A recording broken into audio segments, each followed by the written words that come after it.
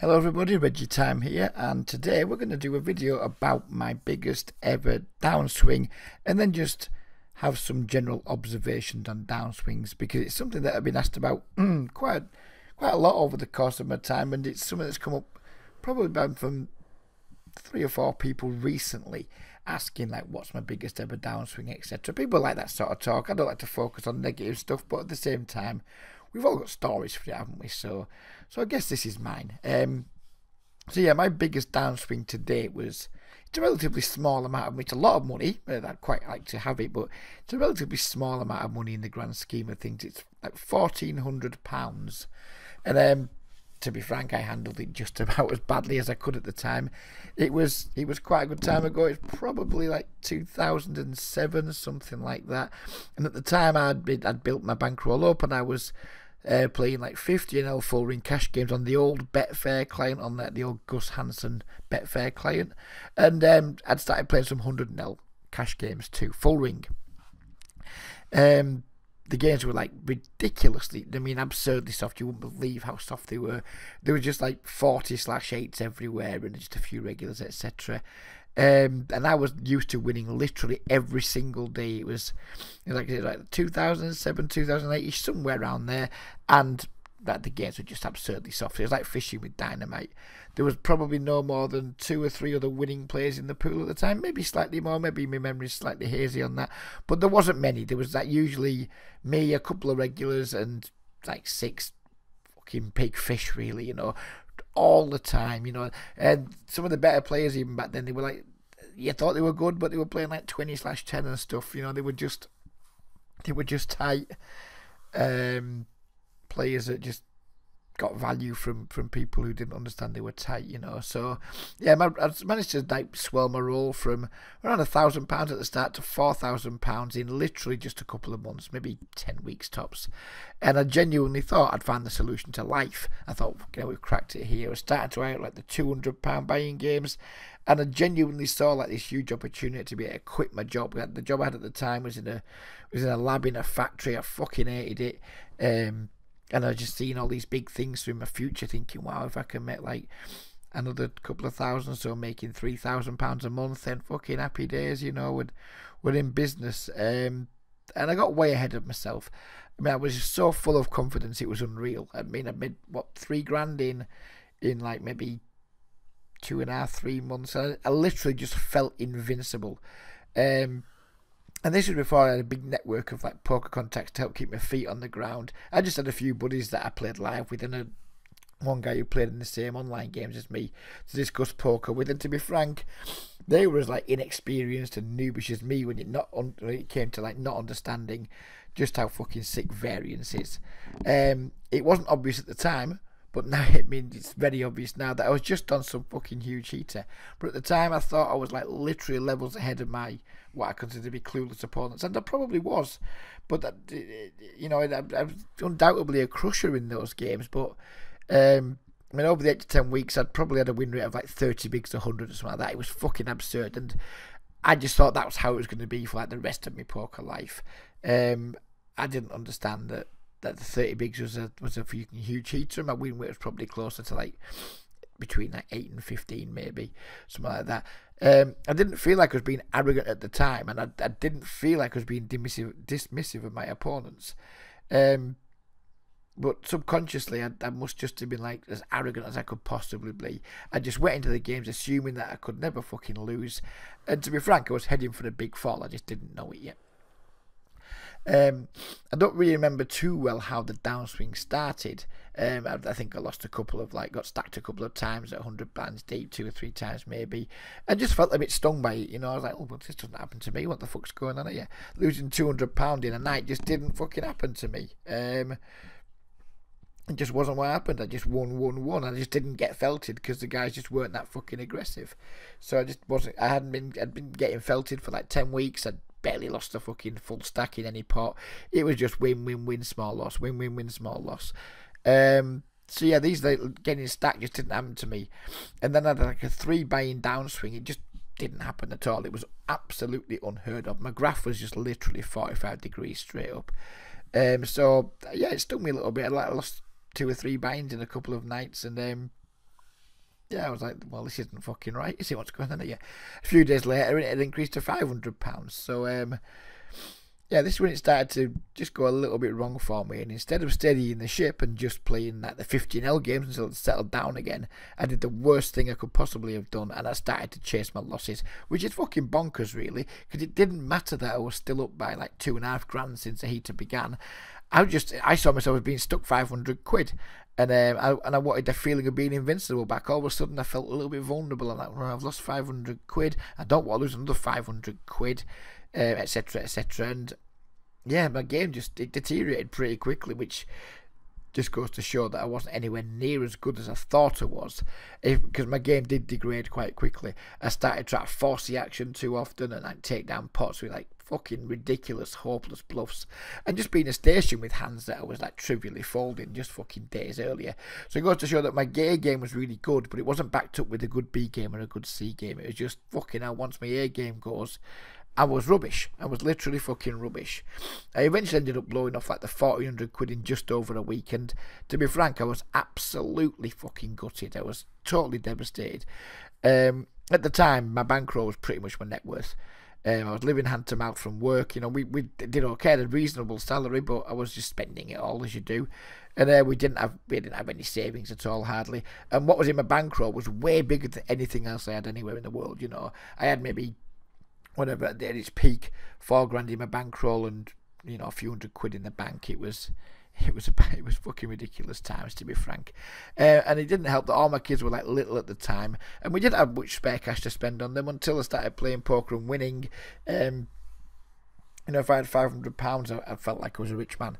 So the thought of losing £1,400 that I could have used to like put away to give the kids like a really good Christmas and birthdays and things like that, it mentally fucking crippled me. I was genuinely, absolutely disgusted with myself, and I had a real sense of guilt. Like fucking hell, you know, at £1,400, I could have just taken that out, and I could have put it away for Christmas. The kids could have had a good Christmas. I could have gone and treated them to some new trainers or some new clothes and what have you. Don't get me wrong, my kids weren't walking around in rags. They were well looked after.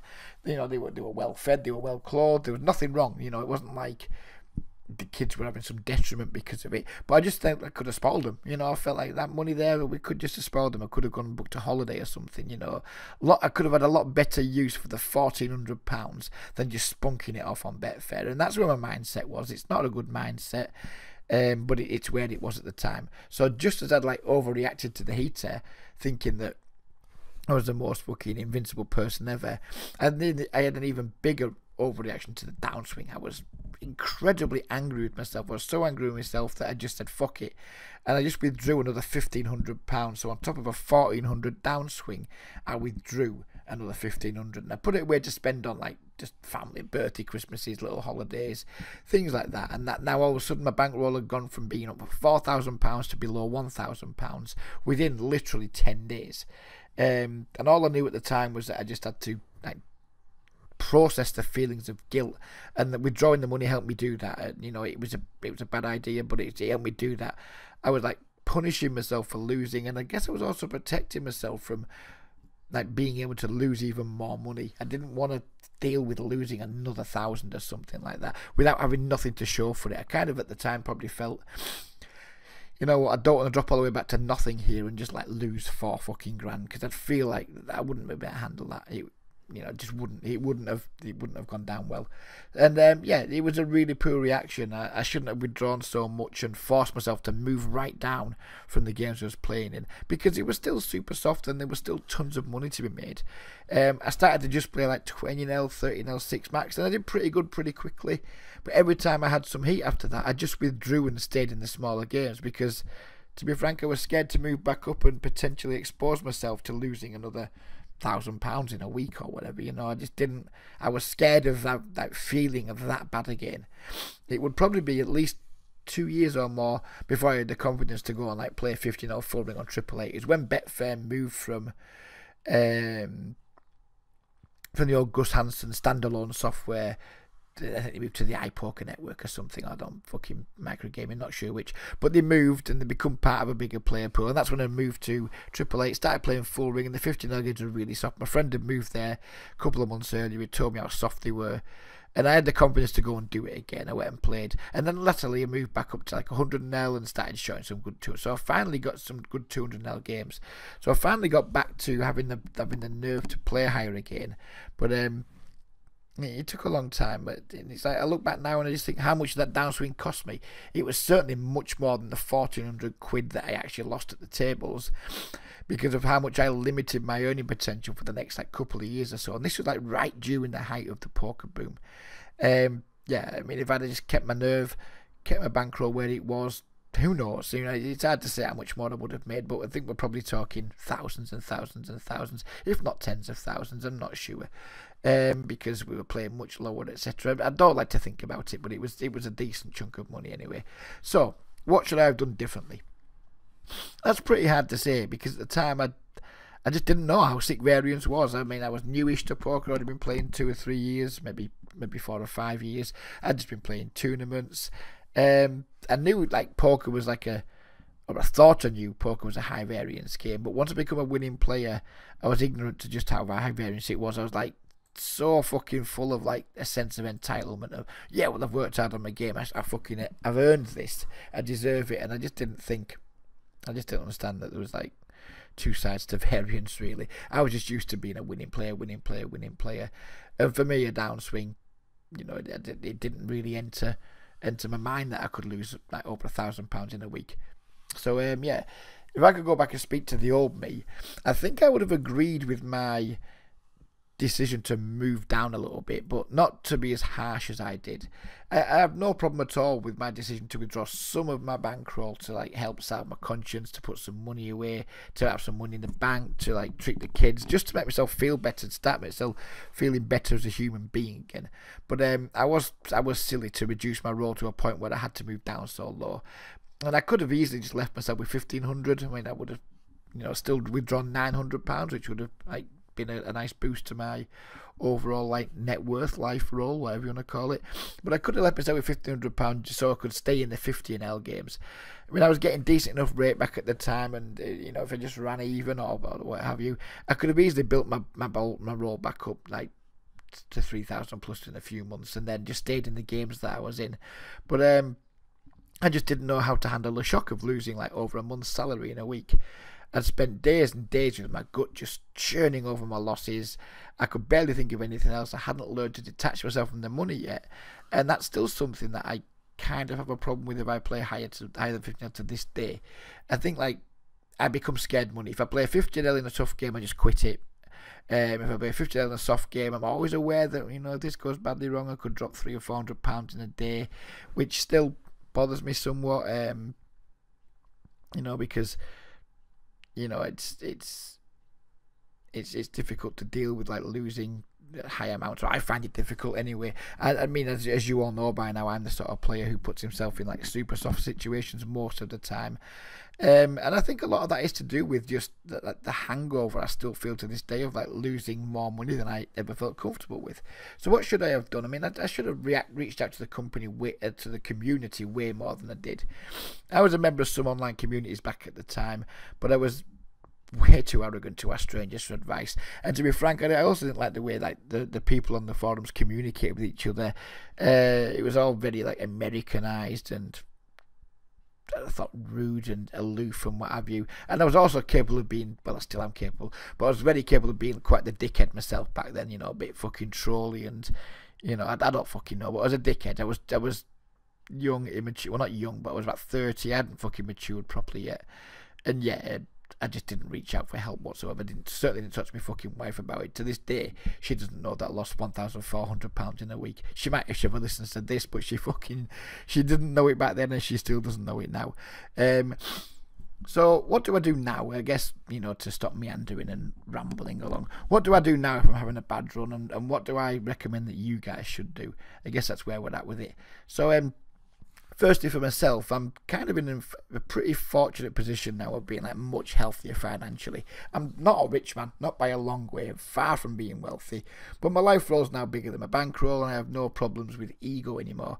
I'm very happy just to play relatively low stakes in games that I know I crush, and you know, like the financial pressure of downswings now is pretty much non-existent. If I like lose 300 quid playing 30NL or 300 quid playing 20NL, it's not going to put me in the rail. It doesn't make me feel like, oh, I could have done something more with that money. Those pressures don't exist anymore. If I played 50 and 100 and I lost £1,000 in a week, I dare say, you know, that pressure would come. But I just don't put myself under that kind of pressure. I play poker kind of recreationally as like a small income stream. It's not a major part of my income stream. Back then, when I had the big downswing, I was kind of wanting to make poker my absolute main income stream, if not my only income stream. Now I've got like lots of little eggs in lots and lots of baskets, and poker's just one of those eggs. So it's not a big deal. I mean, obviously I need to win because it is an income stream. But if I have a week where I don't win, or I have an extended break-even or that break-even such a downswing, it's not a big pressure to me because I have money coming in from lots of different places. So yeah, I'm in a good place with that. So if I do have a downswing now, or like a prolonged break-even stretch, I just use it as a trigger to work on my game. Like usually during like a downswing or a prolonged break-even stretch, the quality of my play will absolutely have dipped. There's no question about that. Sometimes there'll be a bit of variance involved, but generally I'll just not be playing as well as I can do.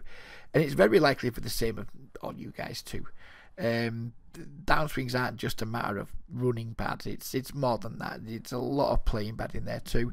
And common problems for me, and we're all different, but common problems for me is that I'll start like, I won't fold to as many 3-bets, I'll just get stubborn, and I'll start losing confidence with like the weaker parts of my range, which is usually where we're at. You know, we're not very often at the top of our range, so there's a lot of that, the marginal spots, the close spots, I'll just start playing not as well. You know, I'll start bluffing less if I be getting called down a lot. But ironically, I won't have the heart to make thin value bets either, and I'll just start check calling more rather than like bet folding and things like that. And when all these things combine, they can be quite damaging. They're like kind of passive leaks.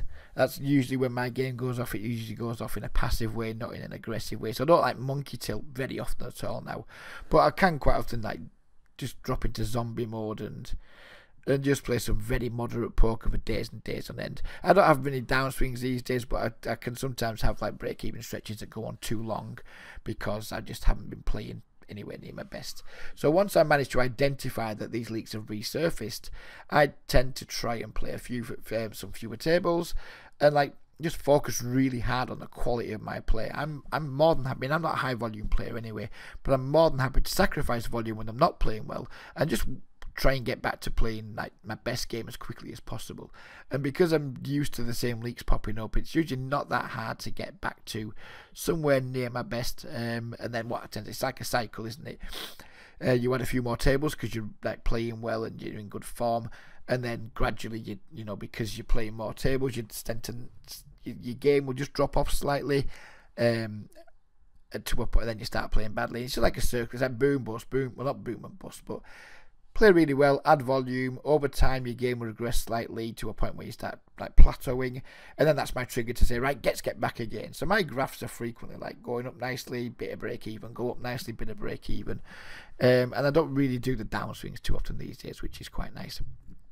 But what I used to do in those situations was I used to increase my volume when my results were poor and like try and outrun variance, which is fucking, it's dumb, it's stupid, it's not the thing to do. But that is like definitely one of the worst things to do, in my opinion. And all I end up doing then is I just play more hands of moderate poker, and I often end up playing even worse as a result of like a further dip in confidence, and that's when it will go from a break-even stretch to a downswing. This happens more when I'm playing on the main sites and playing speed poker. I just had like an extra table. I don't do it anymore, but I used to do it, and quite often it'd be like upswing, break even, downswing, then we go upswing again. I tend to cut out the downswings now, and I can identify when I'm not playing well, usually during a break even stretch. So it's very rare now. I mean, if you go back and look at some of my graphs, it's very rare I have more than like a 4 or 5 buy-in downswing. It's like super rare. To be fair, when it comes to like you guys, I'm already of the opinion that most players already play too many hands per hour, especially the guys who haven't yet proved themselves to be winners in their games. And then they'll try to press on with more volume. You know, when your results haven't been like really good anyway, adding volume is a really bad idea because no one plays better for adding volume. Everyone plays worse. You have less time to think, you have less time to consider your options, and you just play worse. You tend to play worse in the spots where you think don't matter too much. You maybe still play pretty good in the big pots, but then give up too much in small pots, or you'll over bluff. You'll be doing something too much, either giving up too much, bluffing too much. You'll be doing things wrong, and you'll be repeating them at like a higher volume than you've ever done before, which would it'll just prolong or extend your downswing. So what you should do, in my opinion, is you pause. You should figure out what you've been doing wrong, try to fix your game up, and then slowly just build back up to full speed. Then you get back up to full speed, you'll do well for a while, and then you'll start to drop again. It's just kind of the way things go. And every time you start to drop or break even, that's when you should be saying, like, bang, right, we're stopping now. We're just going to reassess where we're at. We're going to slow it down a little bit. We're going to see what's going on, and then we're going to work our way back up to full speed. Of course, I know that can be difficult, especially if you're in the middle of a long break-even stretch or a downswing, because your focus, wrongly, is on just winning your money back. You're like, oh, I've lost all this money. I want to win it back. I want to get back ahead of the game. I want to get back to above my previous high point, etc. But how likely is that? How likely is it that increasing your volume when you're not playing your best is going to end well for you or anybody else? It just isn't that likely at all, is it? No one really powers their way out of a downswing by just increasing volume. It has to be something else here. It has to be work on your game. Increasing volume whilst playing badly or having bad runs and having negative feelings, it works for 1 in 100 people, and the only time it is going to work for you is if you increase your volume and happen to hit a heater at the same time. So try to use downswings as a trigger to analyse your game, to analyse your mindset. And don't just delve into your database, review some of the coolers and bad beats, reinforce some negative feelings you're having, and crack on. These are great times to be really introspective and learn a lot more about yourself. You have to be honest with yourself. Have you been playing well and just running badly? Have you been playing badly compared to your A game? If you have been playing badly, what have you been doing wrong, and how can you identify these leaks more quickly the next time they come up so you don't break even for as long, or your next downswing isn't as harsh as this one has been? Look at the games. Have the games changed? Has your game leveled off a little bit whilst your opponents have improved past you? The poker sands are always shifting. The games you were crushing just a few months ago might have changed slightly. Some more regs might have entered the pool. There might be a shift in styles. People might have started 3-betting less and you don't know. They might have started 3-betting more and you don't know. And something's just changed and your style of play doesn't fit the games as well anymore.